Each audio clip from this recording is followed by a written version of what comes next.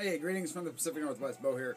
I had thought about what I had said earlier and decided to go ahead and do a video. I'm not as articulate as some of these guys showing stuff from their collection. Some of these records I'm going to show, I've shown before in older videos. I'm just going to show some of my favorite records from my collection. Some are psychedelic, some are garage.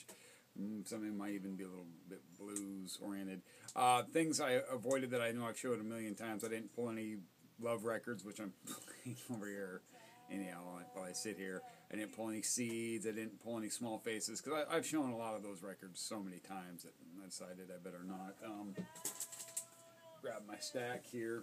So let's start, I guess, okay? Some of these are, some of these aren't in the greatest condition. Some are, the vinyl's all really good on all of them, but some of these jackets are pretty bad. This is a really cool album. This was given to me by the record team, Steve Darr. If you're not subscribed to his channel, shame on you. You should be. The guy knows a lot about music. I mean, a lot. And he's a very, very nice man. Great guy. Record team, Steve Darr. Subscribe to him. Okay? This is the Jelly Bean Bandits. This is on Mainstream. This is a really good garage rock album, and this is one that is not hard to find. Why he chose to gift me with this, he's too nice a guy. Seriously, this is really cool. Highly recommended. Don't go by the cover, because you look at the cover, you're kind of like, oh, what's that going to be? Seriously, this is some really good, nice bits of fuzz, some kick-ass garage rock, good guitar music. If you find this, get it, grab it, snap it up. Big thanks to Steve. This next one was a dollar bin find. The jacket's hashed. It's Safe as Milk Captain Beefheart. The vinyl is probably like EX Plus. Really nice, so, but bad jacket makes it not as collectible. So, and I've had a couple other copies of this too. It's on the Red Buddha. This one's on the Red Buddha label. So it's an original. Like I said, as you can see, the bottom of the jacket's split. But this is not as out there as his later stuff. I don't have anything beyond this. This has got more of a blues rock feel to it. I mean, I like psychedelic music, but Drought Mask Replica and some of this other stuff, it's a little bit too crazy for me. But this one, kind of based on some blues, good stuff. It's a band called Black Murda. This is on Chess label. This is kind of like Love, Jimi Hendrix meets Muddy Waters kind of stuff. You can see it's on Chess. This is another one that's not hard to find. The sad thing about this is that this record there's a thrift store exactly one block from my house. This was for sale there for 25 cents. I didn't purchase it there. Rainy Day Records, where I go to in Olympia, which is about 20 minutes from my house, he found it. Adam found it over there at this thrift store.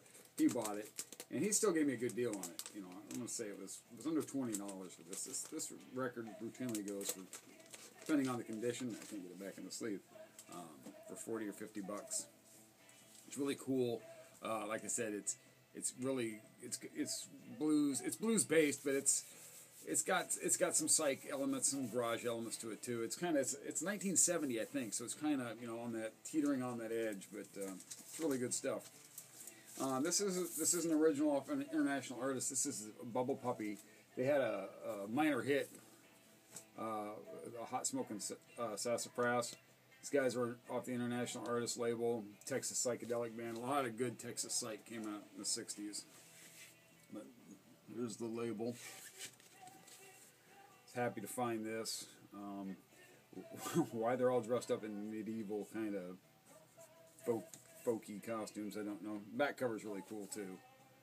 But that's international artists. It's that good Texas psych music. Like I said, I'm not as articulate as some of these guys. I know what I like. Sorry. This is an original too. This is a UK press. This is 5 Live Yardbirds on Columbia. Keith Relf. The Yardbirds mostly known, of course, for the big 3 guitar players. I'm more of a fan of Keith Relf. I mean, don't get me wrong, I appreciate Jeff Beck and Jimmy Page and, of course, Eric Clapton with him here. This was recorded live. Was it at the Crawdaddy Club? See if it says on here. Pardon me for a moment here. I don't want to say it was at the Crawdaddy. This album was recorded live, but Keith Relf is the guy who I'm really into. He's a pretty good front man, I think. Really good harmonica player. Kind of undervalued singing voice too. A lot of people didn't necessarily like his voice, kind of nasally, but I really like it. You know, he did pretty good if you ask me for a guy that only had one functioning lung. Okay, this next album is a Tower, and this is not the original. So this is like the second pressing of this album, but this is still pretty cool to find because this was $1 at a thrift store. It's in really good shape. Piper at the Gates of Dawn. This is Syd Barrett. I'm not a big Floyd fan. I'll show you. So it's the Candy Strike Tower is what it is. So it's the second pressing of it. Very cool. And it's really the only Floyd I like. They get a little too proggy after that for me. And then, of course, the 70s stoner stuff is not interested in it. I mean, but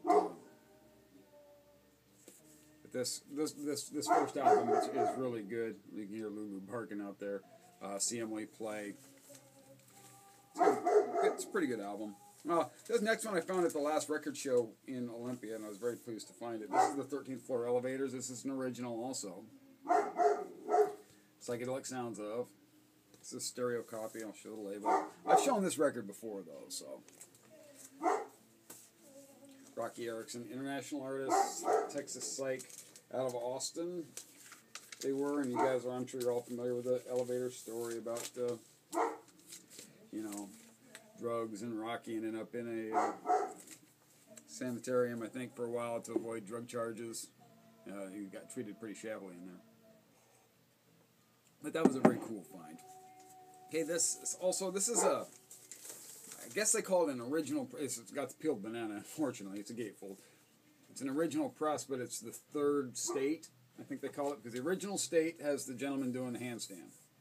The second state, which I understand is the rarest, actually has a black sticker put over the back of the album here, and then the third state he's airbrushed out. So they're all original, but this is on the Verve. Very cool find. Like I said, unfortunately it's got the peeled banana, but vinyl's in really good shape, and this is not something that turns up all that much, so, oh well. Somebody told me that you might be able to buy sticker paper, and, put it in your computer and get the picture of the banana and put it, make yourself that's cheating. Hey, peeled banana, it's peeled banana. I'm a big fan of this group, and I also have Child's Guide to Good and Evil, and I have Part 1, but they're in really bad shape, so I'm kind of embarrassed by their condition. So I pulled, this is the nicest of the three. This is Volume 2. This is the West Coast Pop Art Experimental Band, featuring Mr. Bob Markley, who was kind of a very weird dude, if you know anything about the West Coast Pop Art Experimental Band. But this has got, I like Smell of Incense on here, but I guess that, never mind, I guess that was on Volume 3 where they did the World War III, and it's silence on the album. So, but West Coast Pop Art Experiment. My favorite album of theirs is actually Part 1. They do some Mothers of Invention covers, well, at least one, Help I'm a Rock, Shifting Sands, which isn't a Mother's cover, but that's, but my copy is just, I have the reissue too. I play the reissue. I'm just, or I'm say, hey, look, I got an original, but I don't. It's bad. It was one of those ones too that you hate to admit when you first start buying records and you see something, you go, oh wow, I've been looking for that, cool, and I didn't check the condition of the record, and I paid too much money for it, and I got it home, and I was like, ooh, that's bad. That's you live and learn. I've shown this before too. This is the Zombies. This is Odyssey and Oracle. Kind of a concept album. This is on Date Records. It's a U.S. pressing on Date. There is another copy too, another issue that's it's a close-up on this, and that is the reissue. After the song Time of the Season took off, they reissued this album. They did the close-up just on this part right here. But the original U.S. copy looks like that. The CBS logo label is the UK edition. It came out originally on Date in the U.S. What I kind of liked about my copy, too, is the gentleman wrote his name on it.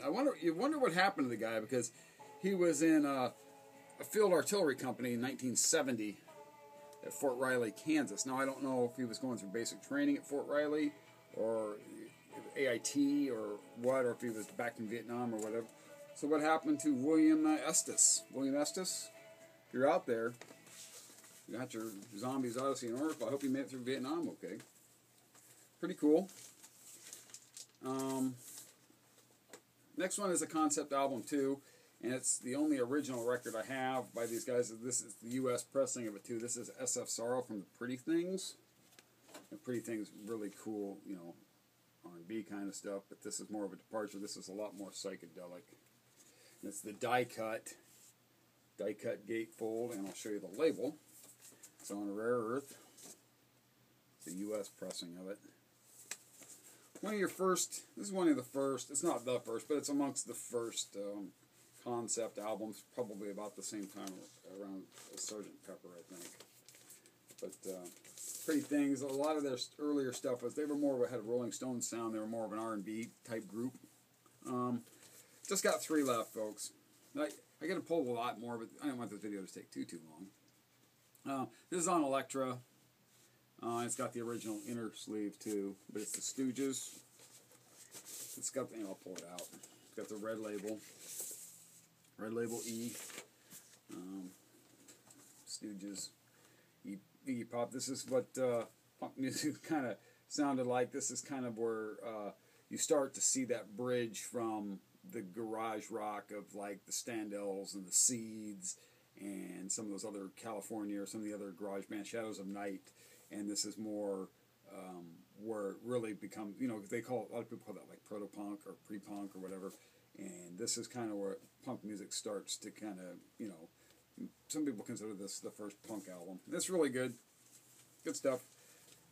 With or even beer. Okay, last 2. These guys are, let me get a sip of coffee here. Pardon me. Cheers to me. Not you guys, just kidding. Cheers. Northwest Legends. Let's start with the first one. This is their first album. This is an original copy. This is Here Are the Sonics. This would be an example of what they would call that proto-punk sound. And I'll show you the label. And how you know it's a first pressing and not a later pressing is because on it, and I don't know if I can get it close enough. I'll try. It's hard to know if you can see that or not. But it'll say Tacoma, Washington, not Seattle, Washington. If it says Seattle, Washington down here in the lower part of the label, that's the reissue. Because this band was out of Tacoma. Anyhow, original. This has got, you know, the real good garage stompers. My dad saw these guys live, so him and Paul Revere and the Raiders, and they just blew the place apart. I think it was at the Evergreen Ballroom, may have been at the Castle in Tacoma, I'm not sure. They do Strychnine, you know, it's got Strychnine, it's got Psycho, the, you know, Witch. Good stuff. If you're not familiar with the Sonics, man, you should check them out. If you like proto-punk, you like that 60s garage sound, those guys invented. This is another original. This is the Sonics. Boom. This is their second album. This is also on Etiquette. This has got the song Cinderella, which really scorches, man. Seriously. This is on Purple, but this is the original Etiquette label to this particular album. Close up on my face. Whoa, I dropped the record. Anyhow, the Sonics. More good stuff. Like I said, and if you're not familiar with the Sonics, you should check them out. That you know, especially early garage music. I could have, you know, pulled. We could be here all day. I got, you know, all kinds of garbage I could pull, but I just decided to pull a few, and I've already talked way too long. And I'm really about nothing. If you sat through this, it's amazing. Good for you. Go grab yourself a cup of coffee and a cookie. Hey, we'll see you next time. Bye.